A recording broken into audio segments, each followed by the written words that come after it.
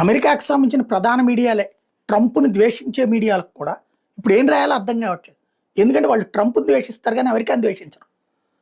America గెలవాలని కోరుకుంటారు. America గెలుపుని ఆశిస్తారు. వాళ్ళందరికీ గూడా ఇరాన్ విషయంలో ట్రంప్ చేసిన పని. అది గూడా ఎప్పుడు? అసమర్థ నిర్ణయం.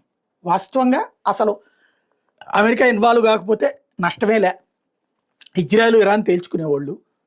అలా కాకుండా ఇజ్రాయెల్ చెప్పిందని B-2 బాంబర్లు తీసుకెళ్ళి, బాహుబలి బాంబులు తీసుకెళ్ళి అణుస్థావరాల మీద వేశామని చెప్పి సక్సెస్ అయింది, ప్రపంచంలో ఇంకెవ్వడూ చేయలేడు మా యాత్ర అని గొప్పగా చెప్పుకుని, అక్కడ ఏమీ లేదని IAEA ఆధారాలతో సహా అంతర్జాతీయందే, అది అమెరికా సంస్థే, ఇంటర్నేషనల్ అటామిక్ ఎనర్జీ అసోసియేషన్ కూడా అదే చెప్పాక సిగ్గుతో తలదించుకునేటటువంటి పరిస్థితులలో ఈలోపు ఇరాన్ ఏకంగా అమెరికాకి సంబంధించినటువంటి స్థావరాలైనటువంటి ఖతార్లో ఉన్నటువంటి స్థావరం మీద దాడి చేయటం, అట్లాగే